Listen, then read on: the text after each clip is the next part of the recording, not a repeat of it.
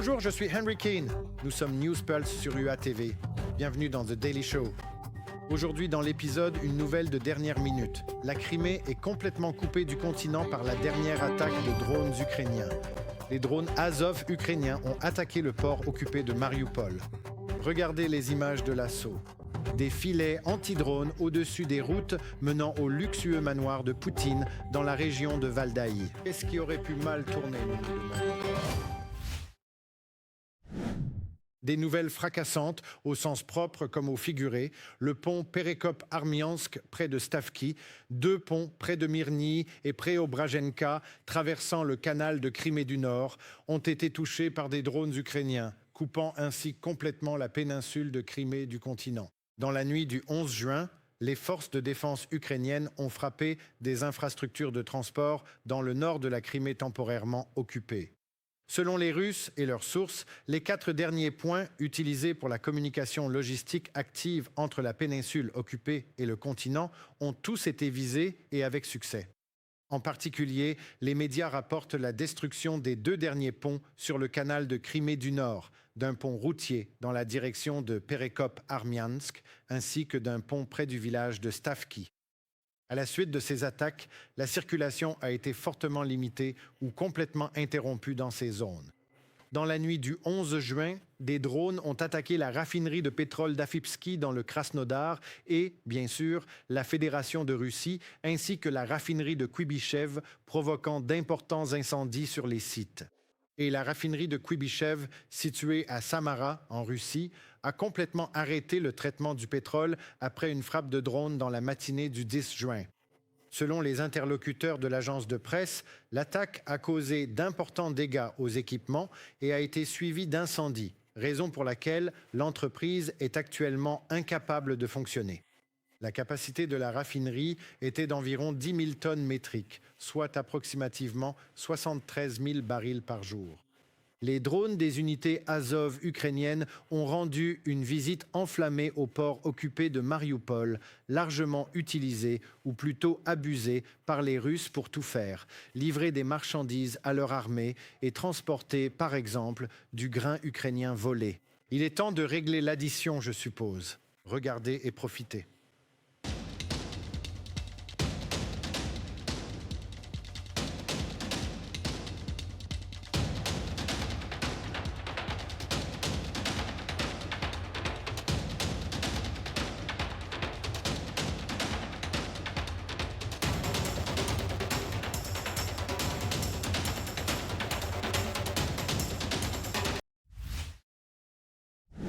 Pour d'autres bonnes nouvelles, le missile antibalistique ukrainien FP7.X Freya a atteint une altitude de 25 km lors des tests la semaine dernière.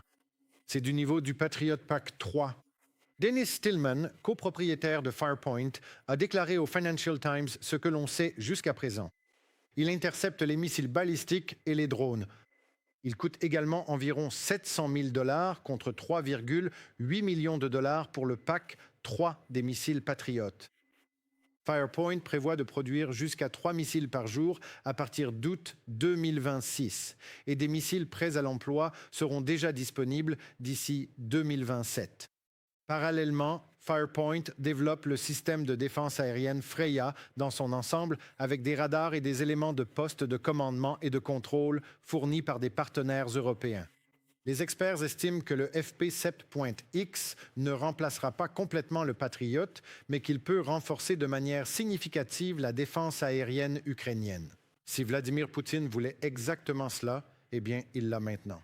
Imaginez déclencher une guerre sous prétexte que l'OTAN arrive et que l'Ukraine doit être désarmée, puis vous retrouvez avec des frontières avec l'OTAN 2 fois plus longues, car 2 pays, la Finlande et la Suède, ont rejoint l'Alliance après le début de la guerre.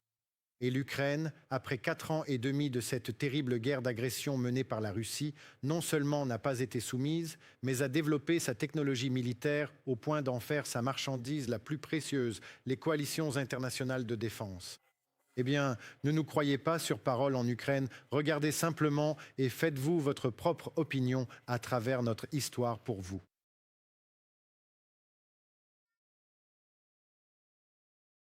un opérateur d'intercepteur de drones de la 81e brigade aéroportée du 7e corps de réaction rapide lance un drone Sting dans le ciel. Son objectif est de repérer un drone d'attaque russe dans l'espace aérien et de le détruire. Il rattrape les Shahed à une vitesse de 270 km par heure.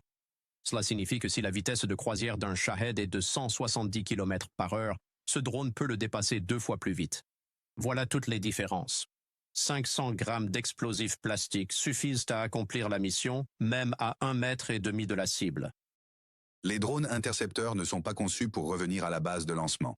Le plus souvent, ils jouent le rôle de kamikaze, explosant en même temps que le drone ennemi. Cependant, les opérateurs ukrainiens ont appris à faire ce qui semble impossible, ramener le drone si, pour une raison quelconque, il n'a pas atteint sa cible.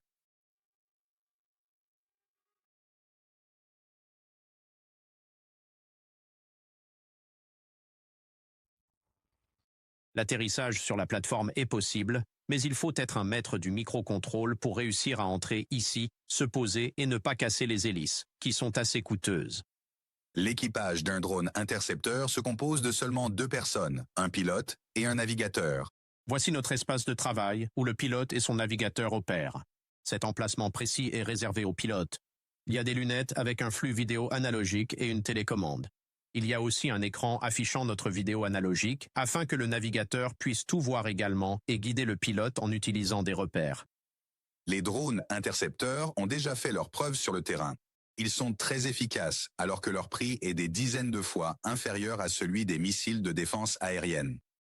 Nous pouvons saturer notre défense aérienne avec eux. Pas d'inquiétude sur la pénurie, contrairement aux missiles antiaériens. On en a assez, ils sont peu coûteux et produits en série. Ils sont également rapides, maniables et peuvent voir la cible à mesure qu'ils s'en approchent. Tout cela permet de contrôler le territoire au-dessus duquel un drone d'attaque ennemi est abattu, ne lui laissant aucune chance de contourner le secteur surveillé. Si nous voyons un Shahed traverser une ville en direction de l'intérieur de l'Ukraine, nous essayons de ne pas l'abattre au-dessus d'un village. Nous attendons qu'il ait quitté la zone, puis nous l'abattons. Peu importe à quel point vous l'abordez parfaitement ou à quel point vous restez bien derrière lui, il peut toujours s'écraser ou la tête de guerre du drone peut se détacher. C'est pourquoi nous essayons toujours de les intercepter au-dessus des champs, des rivières ou des lacs afin de minimiser le risque qu'un Shahed s'écrase sur des infrastructures civiles. En plus du Sting, les pilotes de la 81e brigade utilisent également des drones P-1 Sun. Leur conception diffère par l'absence d'ailes supplémentaires, ce qui modifie leur approche de la cible. Dans ce cas, nous parvenons à l'intercepter en mode missile. Nous prenons de l'altitude au-dessus du Shahed et nous nous rapprochons de la cible par le dessus pour frapper vers le bas. Encore une fois, pour être clair, nous ne visons jamais son hélice. Ceci afin d'écarter tout risque que le drone soit déchiqueté sans exploser. Les militaires perfectionnent constamment leurs compétences de pilotage. L'équipe de Luigi compte déjà plus de 100 cibles confirmées touchées. Nous avons une petite tradition. Nous enregistrons tous nos abattages sur des tableaux comme ceux-ci, dans ce style. C'est déjà notre 3e position. Les 2 premiers tableaux sont restés à notre ancien emplacement. Au total, nous avons détruit 135 cibles. La plupart sont des Shaheds, Gerber, Molnia, Lancet et Zalas.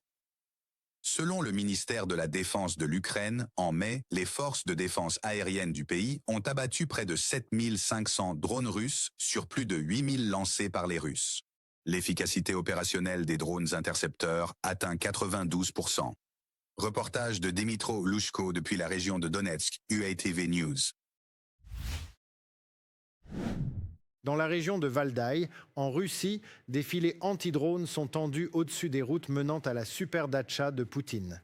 Pourquoi nous demandons, nous, à plusieurs kilomètres du véritable accès à la luxueuse datcha de Poutine dans la région de Valdaï, en Russie, des filets anti-drones sont tendus partout. Probablement pour s'assurer que les craintes du dictateur d'être tué, en réalité, par des drones ukrainiens ne se réalisent jamais. Alors qu'en réalité, cela prouve tout le contraire. Ces peurs existent bel et bien et sont prises très au sérieux par Vladimir Poutine lui-même. Poutine ne craint pas seulement les drones ukrainiens, bien sûr. Il craint aussi son propre peuple, c'est exact. Ce sont les peuples de la nation russe qu'il craint le plus. Le 26 mai, la Douma d'État a adopté, pour le moins controversée, une loi en 2e et 3e lecture, selon laquelle les autorités russes entendent punir leurs détracteurs vivant à l'étranger. Comme le dit le président de la Douma d'État, Vyacheslav Volodine, cette fois-ci, l'initiative vise, je cite, « à saisir les biens des vauriens ».